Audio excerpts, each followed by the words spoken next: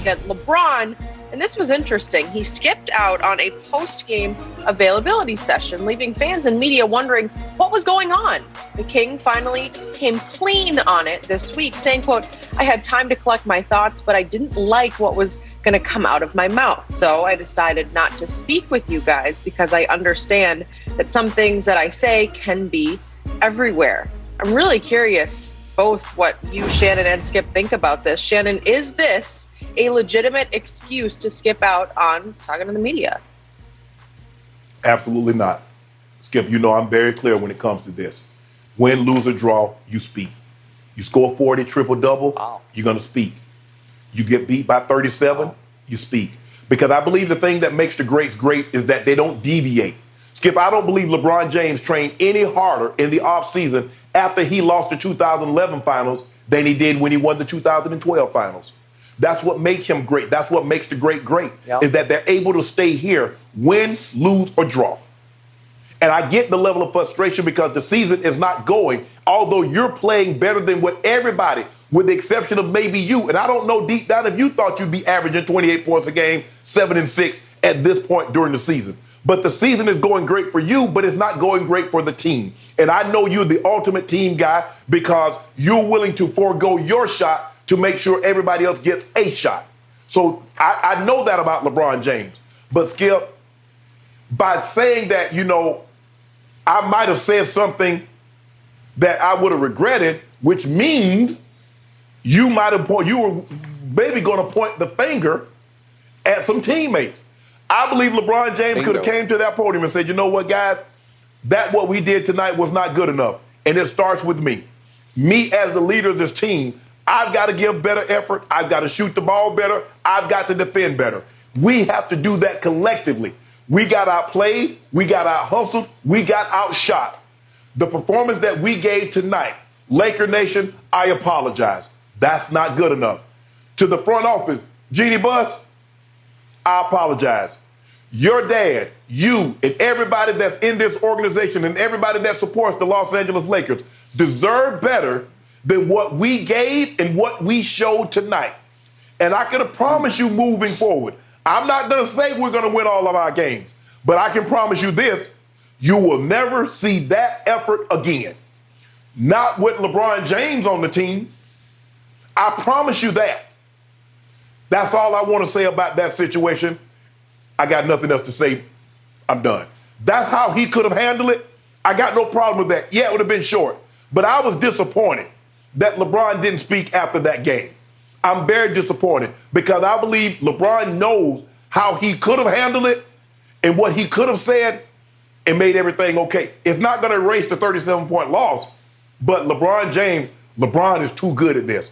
LeBron is a professional when it comes to dealing with wins and losses and handling the media in such a way. You know deep down inside he wants to go to a different place, but he understands that his words carry brick weight, not just paper weight, brick weight. No. And everybody hangs on what he says. And when he says something, it stays elevated for an extremely long period of time. But I disagree with this. I can't get down with this one. LeBron James should have spoke after that debacle on Saturday night. Whew. Ladies and gentlemen, we have a first here on Undisputed. Shannon Sharpe just criticized LeBron James for his behavior. I congratulate my friend and partner, Shannon Sharpe, for doing what he just did. Way to go. LeBron deserved the shot that you just took. I'm not sure Rich Paul's going to like it. I'm not sure Maverick's going to like it. I'm not sure you're going to be the fifth horseman after today, but so be it. You did your job. You spoke your piece, that's what friends your heart, do. Your soul. Skip, remember I told you what do true friends do? They tell you what you need to know, not what you want to hear. Now, maybe one of those guys say, yeah, Bron, you was right. Nah, bro, I don't get down like that. I hold everybody accountable, be it Tom Brady, be it LeBron, be it Dak, be it KD. It does not matter. I just say, hey, this is what I think it should have happened, and I roll with it. And because you continue to say LeBron James is having the greatest 19th season anybody's ever had, and I co-sign, that reminds everybody he's in his 19th year dominating this league. He is the king. He is not only the face of the franchise, he's the face of the league.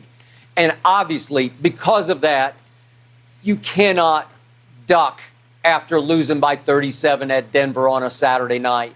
You just can't. You are the leader of the team in basketball, the Los Angeles Lakers, who were the consensus favorite to win it all before the season started. So when that happens, you have to speak in part to protect your teammates, because if you leave them holding the bags, they all have to go up there and sit on the podium, starting with Russell Westbrook, who did, to his credit, go address the media after the game. They all have to take the shots that you should have taken first. Vogel has to take them. You have to take them too. So I appreciate the fact that you said that. And by the way, now I've got to take it back to Tom Brady. You were very hard on Brady the other day when we talked about his behavior, obviously his pouty, childish behavior, his poor sport, poor loser behavior at New Orleans. We talk about no handshakes after losses. We talk about running over to Dennis Allen, the D coordinator of the Saints. Go F yourself, running back to the bench and taking the tablet and firing it and breaking it. Childish, pouty behavior, tantrum behavior. Okay. And I said, well, that's just who he is. And you said, well, there are quarterbacks in the league who don't look like Tom Brady who would not be given that kind of pass. That's competitive fire, Tom Brady. And I give you that. I get you. You are correct about that. But let's not let LeBron off the same hook, because he's obviously often trying to compare himself to Brady, put himself in the same conversation with Brady.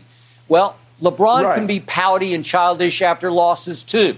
And I remind you, if we could hark back to that 2018 Finals Game 1 at Oracle, if you remember this, in the game, it was a disaster of a debacle. I think we're seeing him walk out here. I think we're going to show it here in a second. Here we go.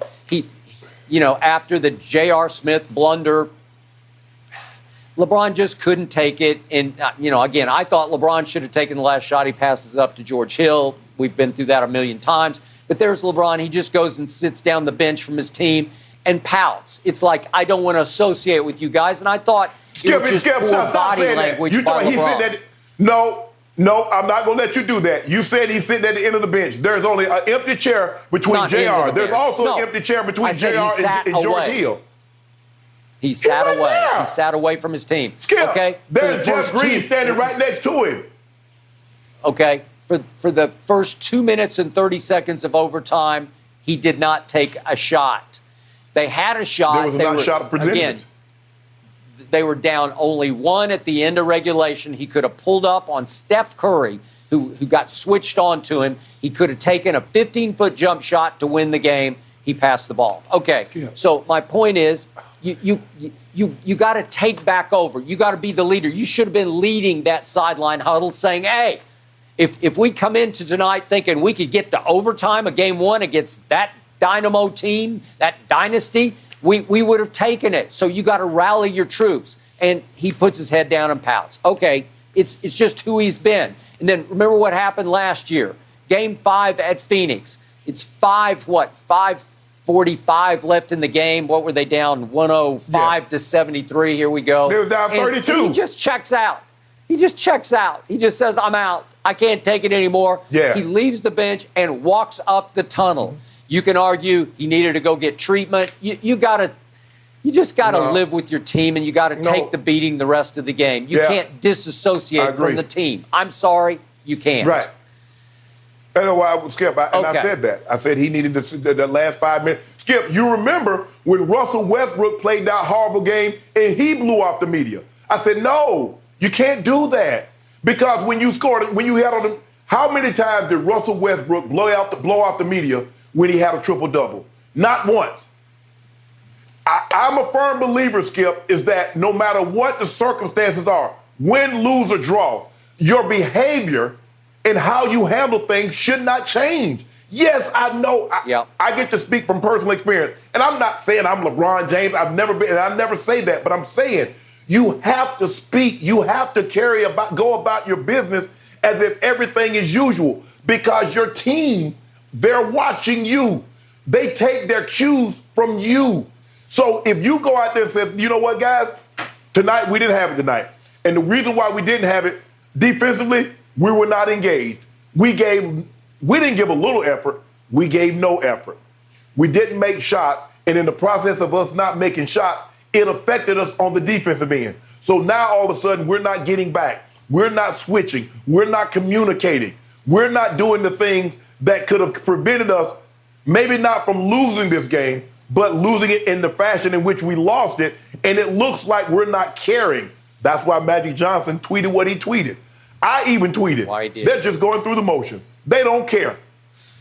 That's how LeBron could have handled that situation. And I believe, they probably had a conversation in the locker room about the behavior. And Skip, that's why Frankie V was on the hot seat after that game. Because the higher-ups in that organization, starting with Miss Jeannie Buss, like, what the hell, y'all? What is that? Man, I'm not paying no $45 million. I'm not paying no $42 million for that. No, hell no. I need to see more effort than that. I'm not saying we need to win every game, but I don't ever want to see that effort again in any game. And so that's all I'm saying. Shannon Sharp. All right, you were the team leader and spokesman for a couple of Super Bowl teams, victors in Denver. And yet the loss that haunts you and still sticks in your craw, if not psyche, is that game you lost to Mark Brunell and the Jacksonville Jaguars.